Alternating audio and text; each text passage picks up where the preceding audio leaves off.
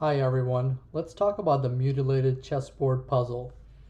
Today we're going to be talking about this puzzle about a chessboard where the top left and bottom right corners have been taken out.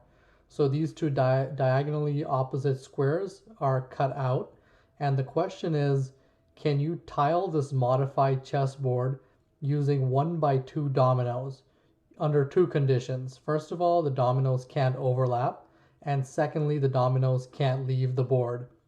So I'll wait a few seconds. You can pause the video if you want, and then I'll get to the solution. So 5, 4, 3, 2, 1. All right, let's take a look at the solution. First of all, we observe that every 2 by 1 domino or 1 by 2 domino covers one colored piece and one non-colored piece. By piece, I mean one of the squares on the board. So if that's the case, if you have a bunch of non-overlapping dominoes that are on the board and don't leave the board, then they cover an equal number of colored squares and non-colored squares. So let's see why that matters.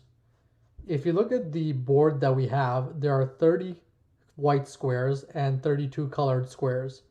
So that's unequal. So if you were to put dominoes on this board, no matter what, they wouldn't be able to cover this mutilated board. So the desired tiling is impossible. And similarly, if you were to instead of taking the top left and bottom right out, if you took the bottom left and top right out, the same argument would hold. And I'll leave it to you to generalize this argument to squares, boards where it's not 8 by 8 but other sizes. So if you have any comments about that, leave your notes in the comments. Thanks, and I'll see you next time.